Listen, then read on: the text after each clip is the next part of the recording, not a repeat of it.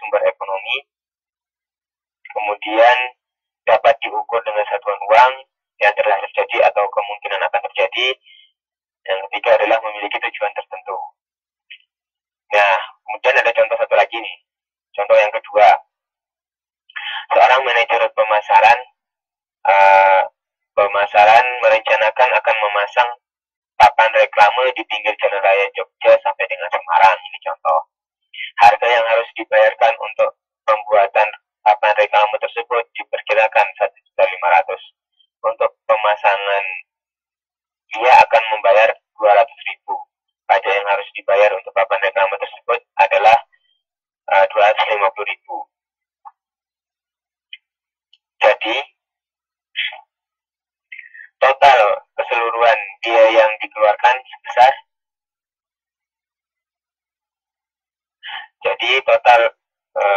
keseluruhan biaya yang dikeluarkan adalah sebesar 1.945.000, ya.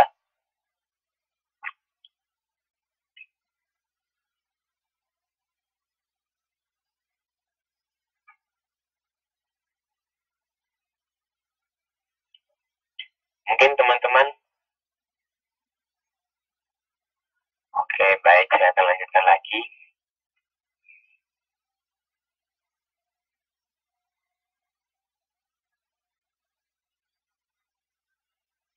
Jadi di sini biaya yang dikeluarkan adalah sebesar 1.945.000. Nah, di sini kan ada biaya yang akan dikeluarkan dan ada juga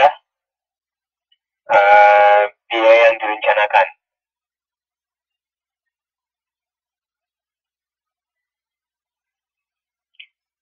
Jadi di sini biaya itu tidak hanya berhubungan dengan pengorbanan yang telah terjadi, tapi meliputi juga pengorbanan yang direncanakan akan terjadi.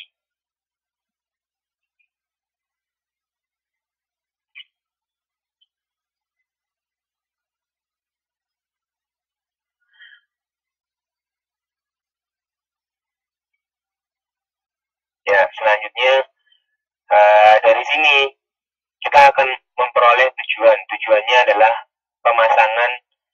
Tujuan dari contoh kasus di sini adalah manajer pemasaran yang akan memasang papan reklame sepanjang Jalan Raya Jogja.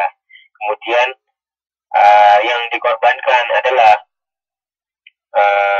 papan reklame dan biayanya sebesar 1.950.000.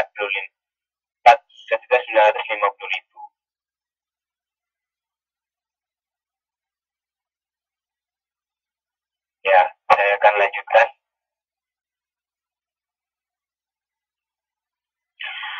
Nah, di sini di akuntansi biaya kita akan membahas juga mengenai struktur organisasi dan proses produksi suatu perusahaan manufaktur. Kenapa kita harus membahas struktur organisasi dan proses produksi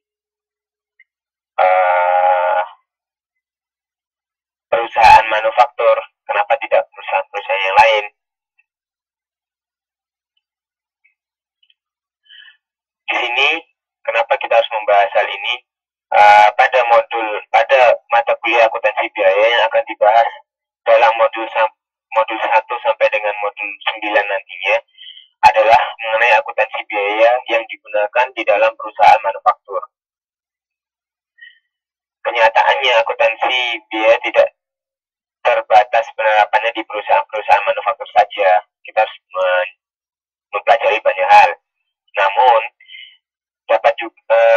akuntansi biaya dapat juga diterapkan dalam perusahaan perbankan, perhotelan, penerbangan, atau mungkin perusahaan jasa. Tapi umumnya akuntansi biaya yang diterapkan di dalam perusahaan manufaktur itu lebih kompleks bila dibandingkan dengan yang diterapkan di dalam perusahaan jasa. Oleh karena itu, umumnya buku-buku ataupun teks yang membahas akuntansi biaya selalu berisi perusahaan selalu berisi mengenai perusahaan manufaktur. Jadi pembahasannya adalah perusahaan manufaktur. Nah, di sini kita akan membahas struktur organisasi dari perusahaan manufaktur.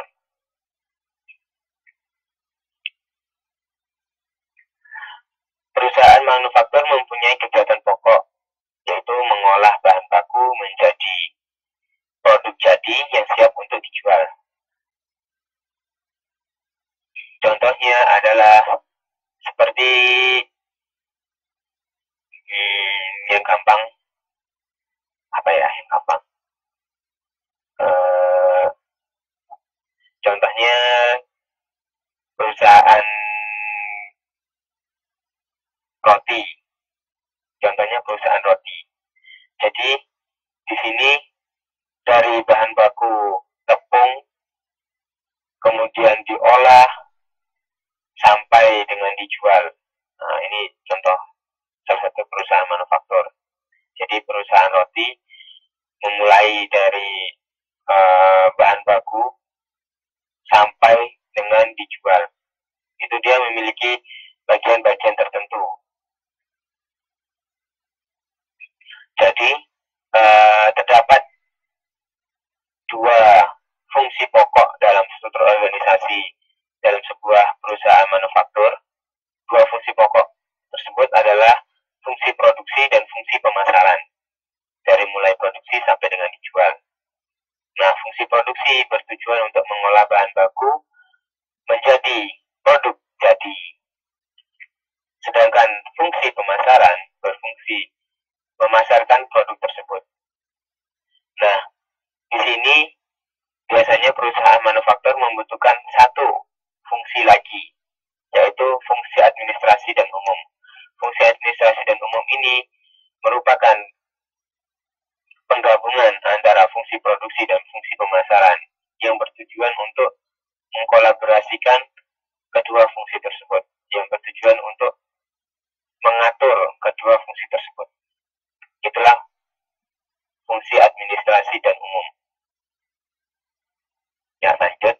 Ini salah satu contoh struktur organisasi PT Kertas Nusantara. Di sini ada Dewan Komisaris, Direksi, ada Departemen Pemasaran, Departemen Produksi, Departemen Keuangan, Departemen Akuntansi, dan Departemen Umum.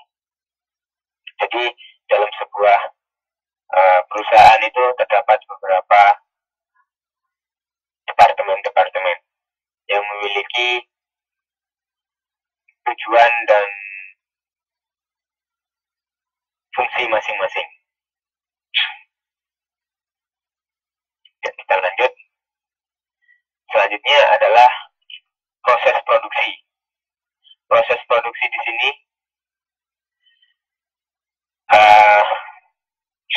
salah satu tujuan akuntansi biaya adalah untuk menentukan harga pokok produk.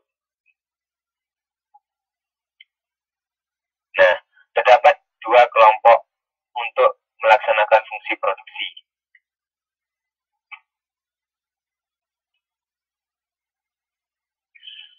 Yang pertama adalah bagian yang mengolah secara langsung bahan baku menjadi produk jadi, dan bagian yang kedua adalah bagian yang membantu menyediakan jasa untuk memperlancar proses pengolahan bahan baku, departemen produksi, dan kelompok kedua ini disebut juga dengan departemen pembantu atau jasa.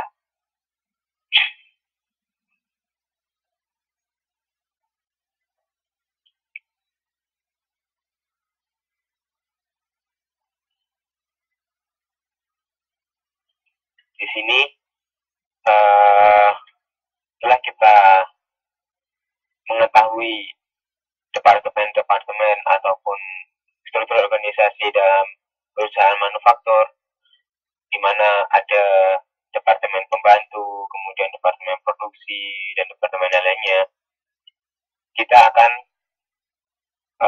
membahas cara penggolongan biaya.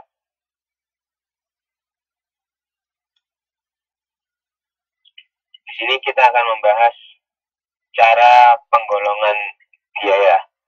Jadi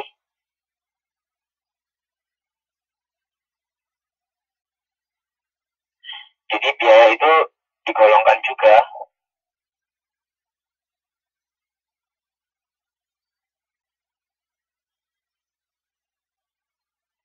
Tahu yang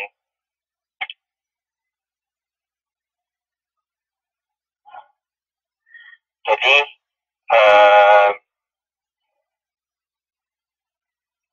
pada umumnya penggolongan biaya ditentukan atas dasar tujuan yang hendak dicapai dengan penggolongan tersebut, karena di dalam akuntansi dikenal dengan konsep differential cost for different purpose.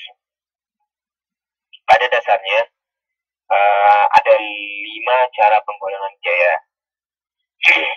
Secara umum ada 5 penggolongan biaya, tapi kemungkinan yang lain juga masih banyak. Tapi di sini kita akan membahas hanya 5 penggolongan biaya secara umum.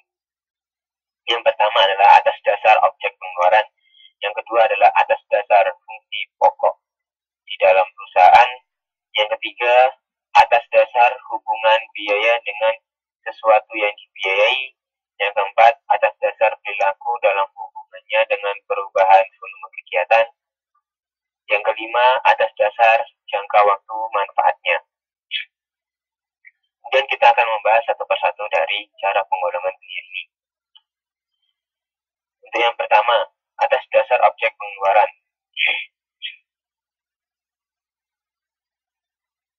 Untuk penggolongan atas dasar objek pengeluaran ini, biasanya nama objek pengeluaran merupakan dasar penggolongan biayanya.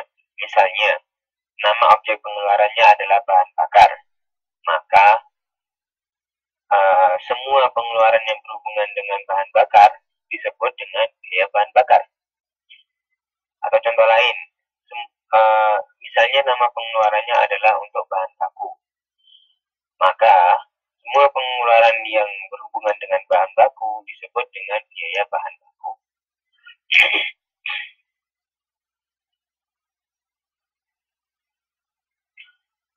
Untuk selanjutnya, atas dasar fungsi pokok di dalam perusahaan. Terdapat 3.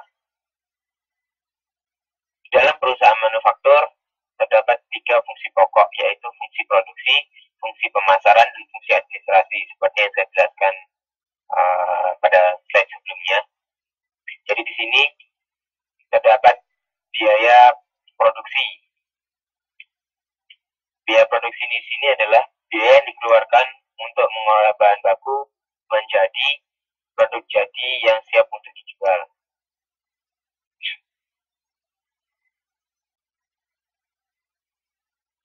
Menurut objek pengeluarannya, secara garis besar biaya produksi ini dibagi menjadi biaya bahan baku,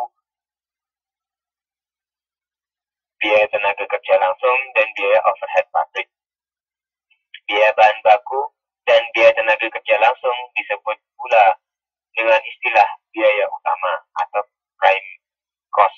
Sedangkan biaya tenaga kerja langsung dan biaya overhead pabrik sering pula disebut dengan istilah biaya konversi atau conversion cost. Yang kedua adalah biaya pemasaran. Biaya pemasaran merupakan biaya yang dikeluarkan untuk melaksanakan kegiatan pemasaran produk.